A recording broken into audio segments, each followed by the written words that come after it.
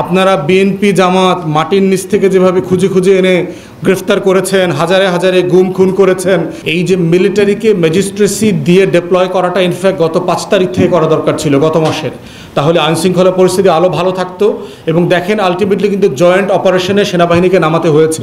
RAB, BGB, APBN এগুলো সবগুলো কাজ করছে। যেটা কাজ করছে না সেটা হচ্ছে ডিজিএফআই এবং এনএসআই।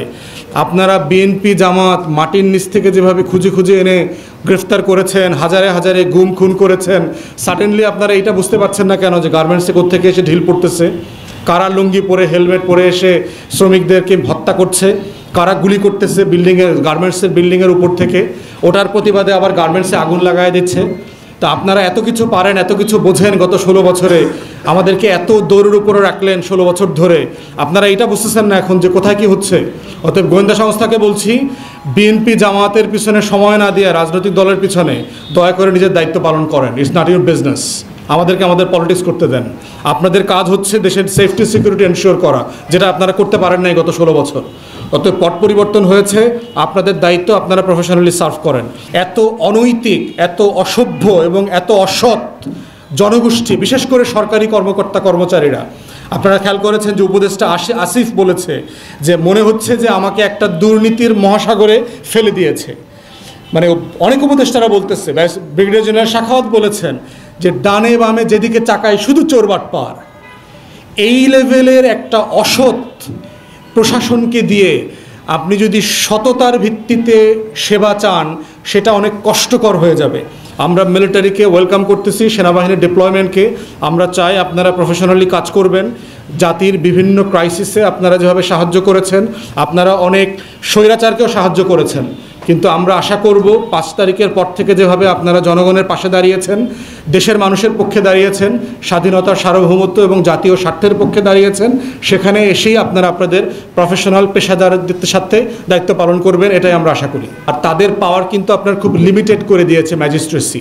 তাদের খুব বেশি কিছু করবার নাই এবং খুব ছোটোখাটো অন্যায়, ধরেন এই ইমিডিয়েটলি কাউকে ডিটেইন করা, ছ্যাঁচড়া, চুরি, বাটপারি, চাঁদাবাজি, যেখানে পুলিশকে পেট্রোলে পাওয়া যাচ্ছে না, ফোন করে পাওয়া যাচ্ছে না, থানায় সাপোর্ট দেওয়া, এই ধরনের কাজ তারা করবেন। যে বিএনপি আওয়ামী লীগের 5 বছরের দুর্নীতির একটা বিরতি ছিল খেলার মতো।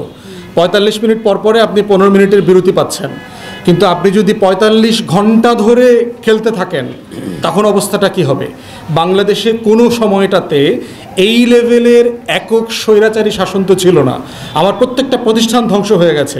আসিফ নজরুল থেকে শুরু করে অনেক অ্যাডভাইজাররা দেখবেন যে অসহায়ত্ব প্রকাশ করছে, যে লোক খুঁজে পাচ্ছি না, একজনকে যে সরাবো, একে সরাবো, তাকে সরাবো, কাকে দিব, লোক খুঁজে পাচ্ছি না।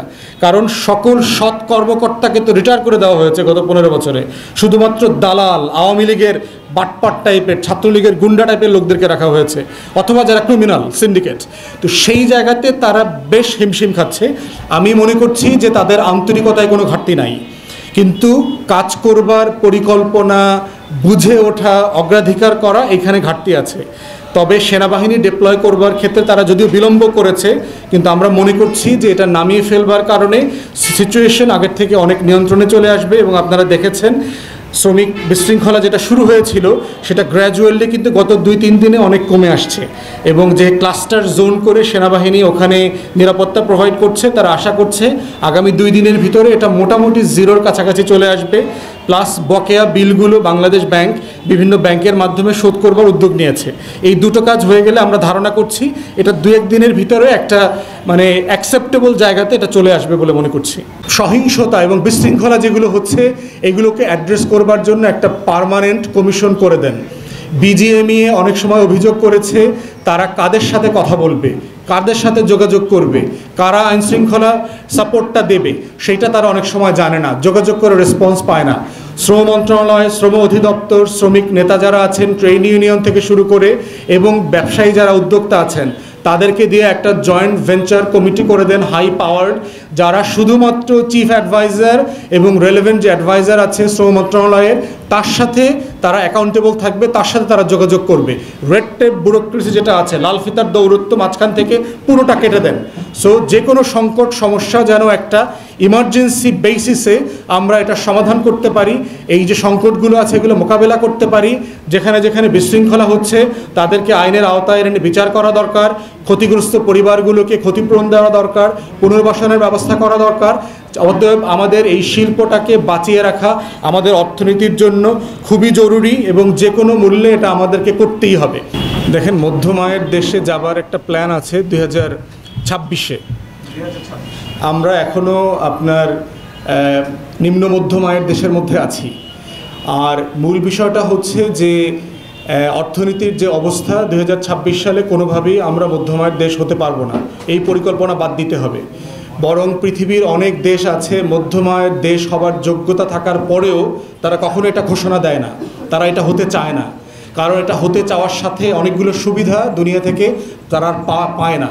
ঋণ সুবিধা পায় না, ধরেন ঋণের সুদ বেড়ে যায়, ঋণের যে মানে লম্বা সময় ঋণ পাওয়ার যে জায়গাটা থাকে সেইটা থাকে না। অতএব ব্যবসা বাণিজ্য, রপ্তানি, ঋণ সব কিছু বিবেচনায় 2026 সালে কোনোভাবেই বাংলাদেশ মধ্যম আয়ের দেশ হতে পারবে না। আমরা যেখানে আছি নিম্ন মধ্যম আয়ের দেশ, সেই জায়গাতে আমাদের থাকতে হবে আমাদের অর্থনীতিকে আরও মজবুত না করা পর্যন্ত, এবং সেটাই আমাদের সবার জন্য, আমাদের পোশাক শিল্পের জন্য কল্যাণকর।